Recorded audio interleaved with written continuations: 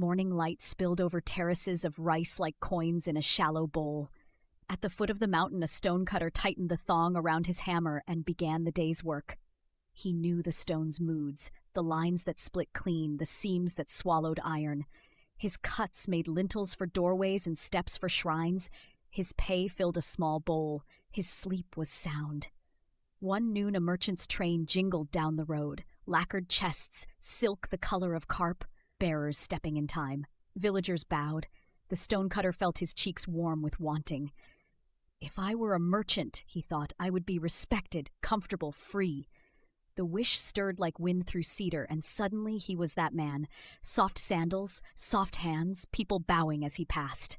For a time he floated on compliments, until a prince's palanquin swept by, crimson curtains flashing, guards parting crowds with a glance. All his wealth felt like pebbles next to that river of honor. If I were a prince, he wished, and so he was, robes heavy with thread of gold, banners snapping like small storms. Power rode ahead of him, no one jostled his way. But in summer the sun beat the world flat, and even a prince could not command shade. He grew dizzy under the great white fire in the sky. Better to be the sun, he thought, and at once he blazed across the dome of blue, pouring heat over rivers and roofs, watching harvests ripen at his nod. Then a gray cloud wandered up and erased whole valleys of his light with a casual drift. The sun felt for the first time small. Then I will be the cloud, he said, swelling into a many-bellied giant that poured rain on fields and palaces alike. Farmers danced, princes frowned from their steps. He was strong until the wind arrived, laughing and tore him into tatters, racing his pieces across 3 provinces. Be the wind, he commanded, and became a force that bent bamboo, tilted cranes in flight, and shoved ships sideways in their own harbors. He rushed gorges and screamed through temple bells. Nothing stopped him, until he struck a vast shape that simply stood. The mountain took his full fury and did not move. Then I will be the mountain. He rose, spine of granite, shoulders in cloud, roots drinking the oldest dark. Wind sang over him, rain carved his flanks in patient lines. He felt the slow clock of the earth, content at last, until a tap, tap, tap began somewhere low on his side. It was almost nothing, a rhythm like a sparrow's foot, yet it kept returning. Tap, pause, tap, pause, wedges bit, hairline cracks lengthened. With each small strike a block loosened and slid free. What is stronger than a mountain? The mountain wondered.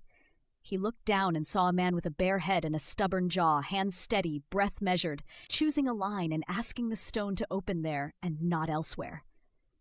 The shape of a step emerged under his hammer. The mountain felt itself becoming a staircase to a shrine. A laugh rose from deep in the granite, the sort a mountain would make if mountains could laugh. In that echo the stonecutter woke, standing again at his familiar ledge, fingers wrapped around his own worn handle. His cheeks were dusty, his bowl modest, his strength exactly the size of his body. He lifted the hammer. This time the strike rang different, clean and sure, as if the mountain and the man had agreed on something.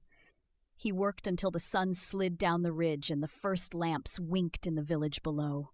On the walk home he passed merchants weighing silk and nobles at their gates and clouds bruising purple in the west. He admired them all and wanted none of them. The next morning he rose before the birds and climbed the same path.